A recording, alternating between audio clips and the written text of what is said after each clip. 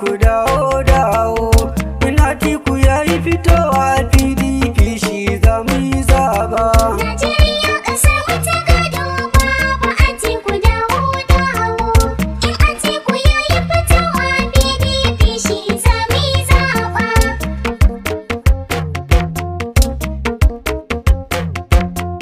Farko da sunan Allah zani fara baitoci na. In ka riga da ka rike Allah, YAKAWADA ai kai suna. Zani wake mai gidana Alhaji Atiku babban bango. Shugaban ƙasar mai na gobe muna ta addu'a dare ko rana.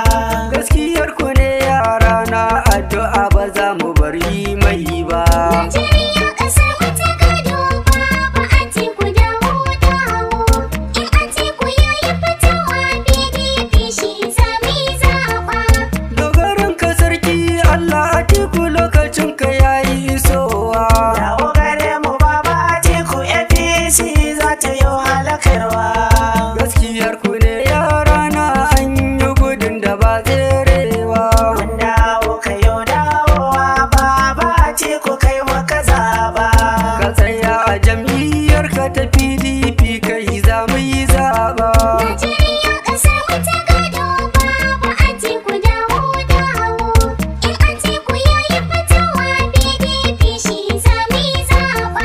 Ko mun kira su ba sa ansawa APC akwai cutarwa. YAKAWADA mai waka kabilanci suke nunawa. To Atiku zai yi tsayawa a PDP mai tantancewa. PDP muna ƙaunar ta mulkinsa, Atiku mun yi yabawa. Ku zo mu je yara na Baba Atiku mu gaisarwa.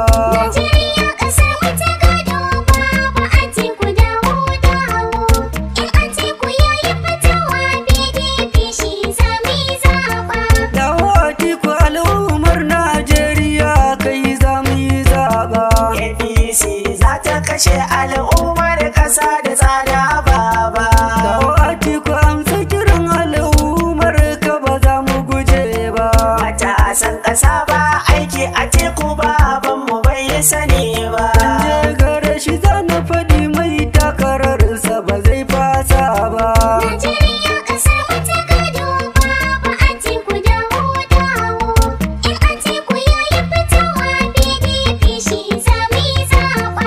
Zai mai da tallafin man fetur har in Atiku ne muka zaba. Yana da tausayin al'umma, ruwan ƙuri'a ba za mu ki maiwa. An ce fannin